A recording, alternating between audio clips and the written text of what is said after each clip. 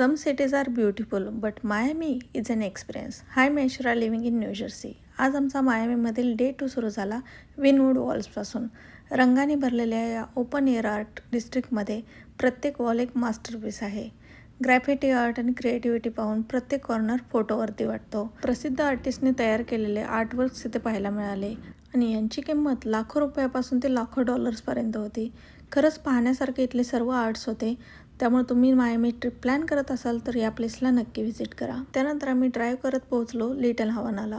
इथे Cuban culture पाहायला मिळतं, लोकल कॅफेज आहेत आणि मायामीचा वेगळा चेहरा इथं पाहायला मिळतो. यानंतर आला आमच्या दिवसातील सर्वात आवडता भाग, ओशन ड्राईव्हवर केलेली सायकलिंग.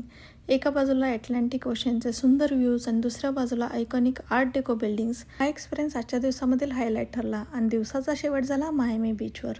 थोडा वेळ सगळं बाजूला ठेवून आम्ही फक्त ते सुंदर समुद्रकिनारा आणि त्याच्या शांत वाईब्समध्ये हरवून गेलो. खरंच मायामीमध्ये कितीही दिवस ॲडव्हेंचरस असला तरी त्याचा शेवट मायामी बीचवर करणं म्हणजे परफेक्ट एंडिंग. तुम्ही मायामीला गेलात तर काय निवडाल? विनवूड वॉल्स, लिटल हवाना और ओशन ड्राईव्ह सायकलिंग की मायामी बीच? हे कमेंट करून नक्की सांगा. Thanks for watching.